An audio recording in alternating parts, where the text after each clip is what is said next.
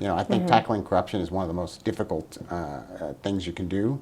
There are a lot of vested interests, and status quo interests that are going to oppose, a lot of the reforms, a lot of the laws that are necessary.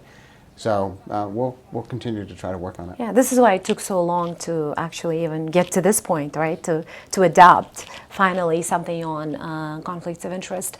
We believe that you have very candid conversations with the Uzbek government, and one thing that they're still sensitive is the foreign influence.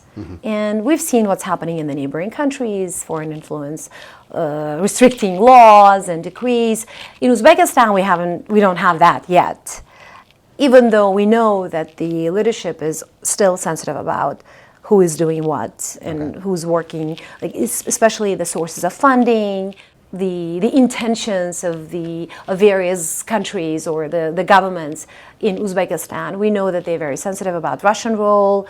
They are sensitive also about the Western countries. America's influence, for example. We know that many people who go abroad for trainings or for exchange programs come back and they get interrogated, they get pressured by the security services here. We also know that include visitors to the United States. Are you concerned about that? Do you think that the Uzbek government is concerned about your influence overall, the U.S. assistance influence? I think the government of Uzbekistan wants to be independent. And we support their goal of being independent. And so obviously any country is going to have to, balance its independence with, its desire to have, relationships with other countries. Uzbekistan, continues to be, have very close economic relationship with Russia, whether it's through trade, whether it's through, remittances from migrant workers. That equals influence to a certain degree. As Uzbekistan's relationship with the United States and with other countries grows stronger, there will be similar, ways for countries to have an influence here. So I think the responsibility is on Uzbekistan and its leadership to make sure that it has a diversity of relationships, so that it ultimately emerges independent as a result. And we support that goal. In our analysis, we see that Tashkent is more sensitive about the political effect, political influence of Russia, whereas they're more sensitive about American funding. So when it comes to the United States, they care more about the money, like who's doing what kind of funding? You mean financially. NGOs, activism. Well, all I can say is, our funding is very transparent. The government is well aware of our various assistance programs and who our partners with are, who we partner with on these programs. So they have ample opportunity to object to these programs if they think it's something that threatens the sovereignty of Uzbekistan. None of our programs are intended to do that. Have there been any objections since you've been here to anything that's coming from the United States? Well, we've already talked about how some NGOs have difficulty registering here. But no, I would say that the problem that we encounter most often is just bureaucracy.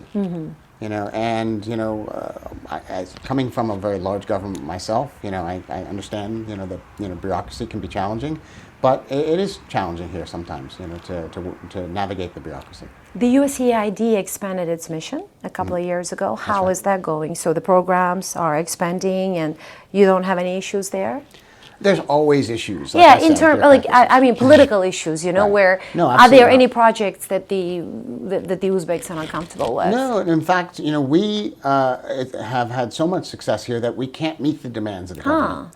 We get constant requests from the government to be involved in this area, to provide technical assistance in this area, to do more in this area, and we simply don't have the resources to be responsive to every one of those requests. And so we work with the government to try to prioritize. We've negotiated, assistance agreements in specific spheres. We have one that covers education. We've talked about it publicly. We're trying to negotiate similar agreements to cover our economic programs, potentially to cover our health programs as well. Quite the contrary, I think, the USAID mission here has been met with open arms by the government here, and our programs are going very, very well. They've had a national level impact. Programs will sometimes work with the government to pilot a program in one or two provinces, but as a testament to kind of how valuable the government sees these programs, they will then take the results of that and, using their own funds, scale it to the entire country. So that's for us like what success looks like. It's that kind of partnership. And we're seeing more and more of those successes every day. Ambassador Siddiqov in Washington keeps on telling that Uzbekistan is open to have any kind of a conversation with the United States, that everything is up for discussion. There is nothing that the Mirziyoyev administration is uncomfortable with. And yet, we know of several Americans who haven't been able to visit as experts, as specialists, as university professors, as people who are invited or who Uzbeks would like to have for various purposes here. Do you also deal with those issues? Because, and especially keeping in mind the recent law here that essentially prohibits foreigners to say anything critical or anything about the image, history of the Uzbek people and Uzbekistan. Mm-hmm.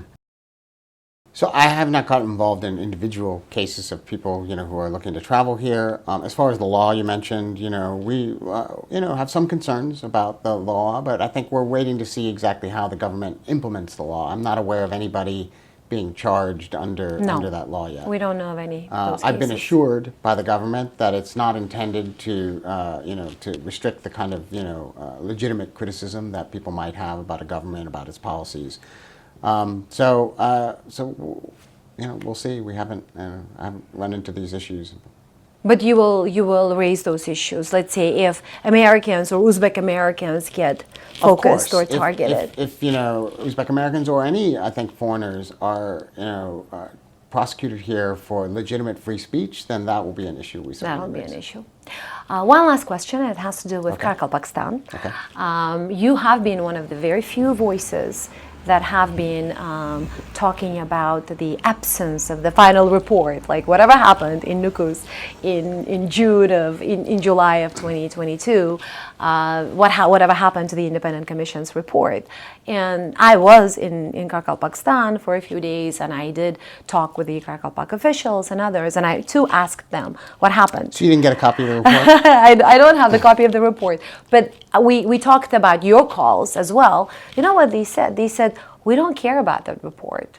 They said, we don't need that report. We know what happened on our soil. That independent commission was supposed to report to the Uzbek parliament. They can do whatever they want to in Tashkent, but here we know it. It's not important for us. But Tashkent here, the central government hasn't really responded to that.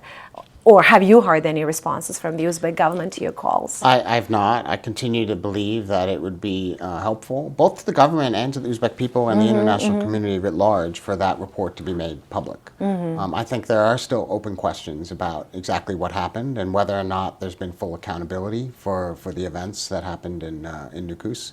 And obviously the report itself won't necessarily, bring that accountability, but I think it would be an important step to promoting more transparency about what happened and bring us in that direction. And would you be okay if they say it's a secret, we discussed it internally and we're not going to reveal the findings? I think that it would, in retrospect, have been very misleading for the government to establish an independent commission, in the wake of those tragic incidents, only for that independent commission to have its report buried. And that the commission also includes the members of the current parliament whose term is ending. So if they wanted to do anything, they should be doing it now, right? Yeah, the ombudsman of Uzbekistan is the head of that commission. Do you engage them? Are you in touch with them? Yep. And they haven't provided you any response to that? Haven't seen the report yet. I was told initially that the report was going to be held until the legal proceedings were finished. My understanding is the legal proceedings have finished, and so I don't know why the report has not been published. The general position of the Uzbek government is that everything is fine in Karakalpakstan. Don't worry. Like we're good. We've dealt with all the grievances that we heard there. We're funding Karakalpakstan very well now. They have a solid, credible government, and we're fine. Like, don't even touch this topic. That's what we hear. And so you don't hear anything about Karakalpakstan? I've also visited Karakalpakstan, and I've seen efforts by the government to address kind of the basic needs of the people in Karakalpakstan. I think there's all kinds of special tax breaks and subsidy programs, and I think that's good. I think it's one of the poorest regions of the country, and I think it deserves the attention it's getting. the president assigning his daughter, responsibility for Karakalpakstan. Also, we could take that as a political signal as well, that the president really wants, his administration to pay real attention to the needs of the people in Karakalpakstan. That is all very positive. But at the same time, it's not completely reassuring to people who have real questions about what happened in Nukus 2 years ago. In the short term, is there anything that worries you about Uzbekistan that you would like to change or to see change? No, I don't have any particular worries. Like I said, I'm very encouraged by the direction that things are going here. I'm very pleased by the developments in our bilateral relationship. I'm very hopeful that there's opportunities going forward for us to continue to strengthen our relationship. So no, I don't. Any specific dimensions that you're watching, that you're focusing? Only things we've already discussed. As we know, like the development of civil society. I think I'd like to see a healthier environment so that independent media can thrive here. Those are things that will ultimately support the president's reform agenda. But obviously reduction of bureaucracy. We've talked about the need to devolve more authority to lower levels. I mean, those are, I think, we've covered a lot of the key issues, I think, that are potentially going to be, challenges going forward. So when we hear the Uzbek ambassador in Washington say we're open for any kind of engagement, for any kind of a conversation with the United States, you agree? There isn't anything that makes absolutely agree. The government Uzbekistan comfortable? The government here has been willing to engage with us on every single issue. Sometimes, they are difficult discussions, but that's something, what you say in Turkish, dostlar acı söyler. Like friends can have those difficult discussions. The closest we heard Washington describe President Mirziyoyev in terms of pushing for change in Uzbekistan was the word, the adjective they used, reform-minded. A lot of people think that Washington treats Mirziyoyev as a reformer, even though, in my own reporting, I have never heard any American official describe Mirziyoyev as a reformer. The closest was the reform-minded Alice Wells, your former boss, put that description. How would you describe him politically now? He is President Mirziyoyev, but in terms of his rule. Yeah, I think whether you call him a reformer or reform-minded, it implies kind of a level of judgment that I don't want to go into. I think he is a leader with a vision for his country, and he's communicated that vision to his people. The question of whether or not, his administration will be able to execute that vision, remains an open question. Thank you so much. Thank you, Navbahor, for spending time with us to have this wonderful conversation. No, I always enjoy talking.